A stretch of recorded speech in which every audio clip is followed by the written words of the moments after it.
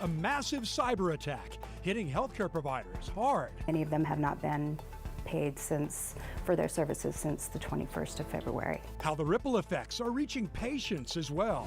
Plus, some spring cleaning coming soon to Portland's freeways. People are going to notice a big change. How much the state is putting toward the cleanup effort and when they'll get to work.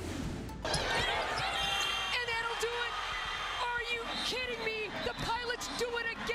And the Pilots women's basketball team punches their ticket to the big dance, their enormous upset win, and how they pulled it off.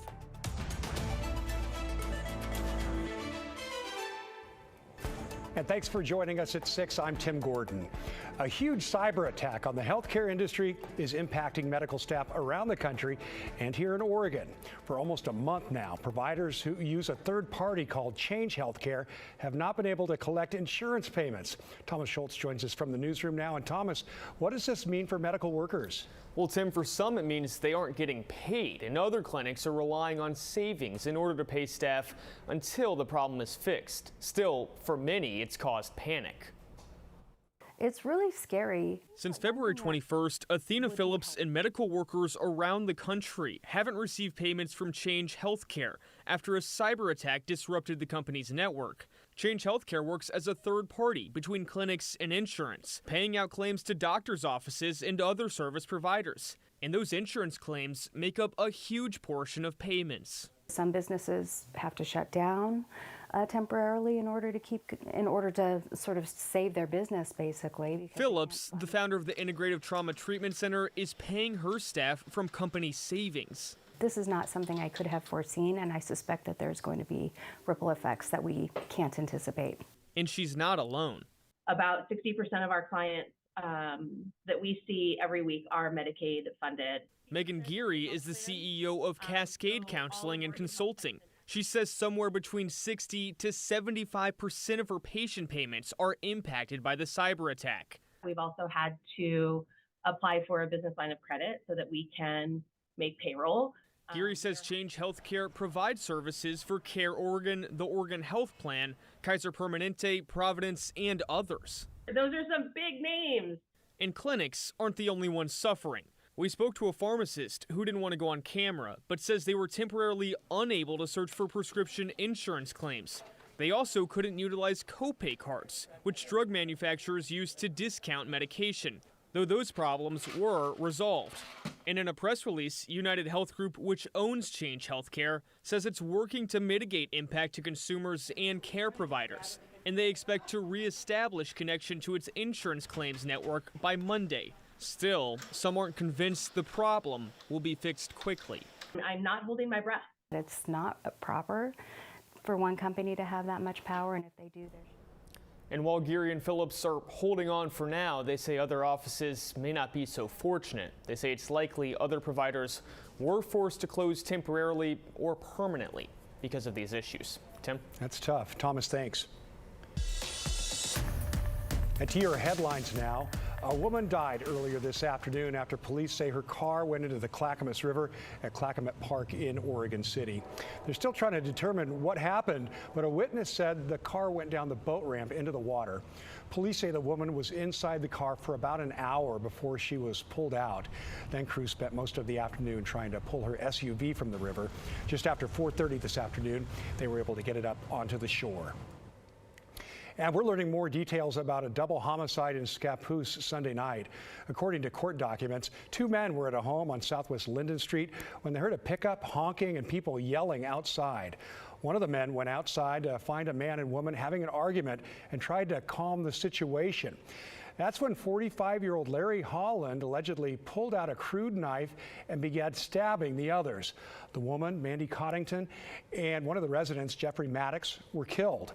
The other resident was stabbed several times but got away by locking himself in a garage and calling police. Holland was arrested and is now likely facing murder and attempted murder charges. Well, tonight, the New York Times is reporting that Alaska Airlines Flight 1282 had been scheduled to be taken out of service for maintenance when the door plug blew out over Portland in January. The day before the incident, Alaska engineers and technicians were reportedly so concerned about the pressure leak issue that they wanted to sideline the Boeing 737 MAX 9 to check it out. However, Alaska pushed this back until after it completed its next 3 flights and returned to its PDX maintenance facility. The door plug blew out on the second of those 3 flights.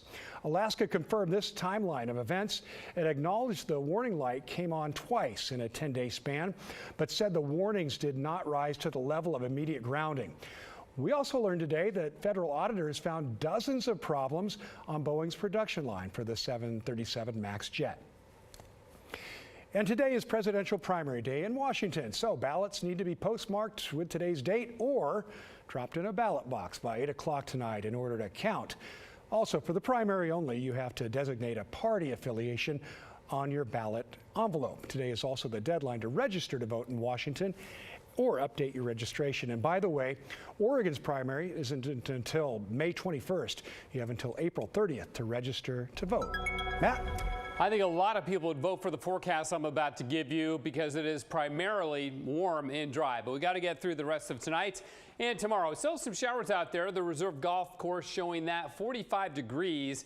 So it's still chilly. We still have some showers, even though we've had a lot of sun breaks today, which has certainly helped the mood, I think, of a lot of people. And if you're a skier and you like snow, this will lift your mood too. That's Timberline right now, just completely snowed in. It's chilly up there, 24 degrees. And since yesterday morning, 1.5 feet, 18 inches of new snow as we continue to build our snowpack here in March. It's usually a pretty good month for building snowpack in the Cascades, and this month has been no exception at all. All right, on Doppler radar, there's a little bit of a sprinkle right near downtown Portland, and then more over Washington County down into Yamhill County coming off the Coast Range, and you can see the snow still flying up at Timberline. But if I widen the view, it doesn't look like very much, right? You see there's still some scattered showers offshore, which is why I can't say there won't be any rain at all between now and tomorrow. But after about this time tomorrow, then I'll be able to say that because we're going to dry out and dry out rapidly and completely. 38 tomorrow morning. Still some clouds around, but dry. Notice I don't have showers at any particular time. There may be a few early in the day, but I think tomorrow is mainly dry. We'll get up to 54 tomorrow, but after that, we're headed for the 60s just for one day, and then we're headed for the 70s for several days. There'll be a chilly start on Thursday morning, even a lot of frost, so don't let that fool you into thinking we're not going to warm up, because we are. More on that later, Tim. All right, thanks, Matt. Well, right now, there are more than 1,200 students experiencing homelessness in Salem-Keizer schools, and it's a number on the rise. Blair Best shows us the work of one student advocate who says the basics go a long way.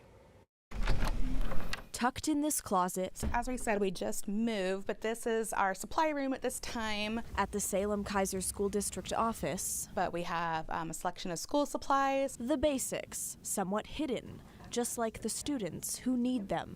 It's not just druggies on the street. There are families who are in your neighborhood who are affected by this. Siobhan Leeds is one of the 5 people in the district working with homeless students, a growing population in Marion County. Some of their stories are really just heart-wrenching, and you know, it sits with you sometimes. Currently, we are at 1,245 students. Many between the ages of 11 and 19 without parents. So we have students who are from my migrant program, we have refugee students, we have students who they don't necessarily have a voice for themselves. I've had families who live in RVs and trailers who maybe don't have access to showers. Which only leads to more problems. We're seeing a big rise in mental health issues with students and struggling with trying to get by through the day. But the support from Siobhan and others isn't hard to see. Just trying to keep on top of it, it can be a struggle. In recent years, the graduation rate, including homeless students, has increased by 8%. A small success to a problem on the rise. And so by helping students to complete high school and find more stable living situations, hopefully that means that given time, those numbers will also go down. District leaders say the problem goes beyond school walls, and they point to a lack of affordable housing as a contributing factor. But we know this crisis is not just in Salem, it's in Portland too. And when we asked Portland Public Schools how many of their students are homeless, they didn't have the number, but they tell us they are looking into it. Blair Best, KGW News. And thanks to Blair for that. And Governor Tina Kotek has signed a bill to fund summer learning programs for K through 12 students in the state. The revised bill provides $30 million to programs that help kids in subjects like math, science, and reading, down from the $50 million that was initially sought. Governor Kotek urged lawmakers to find additional money to make up that gap, but they did not do so before ending the session last Thursday.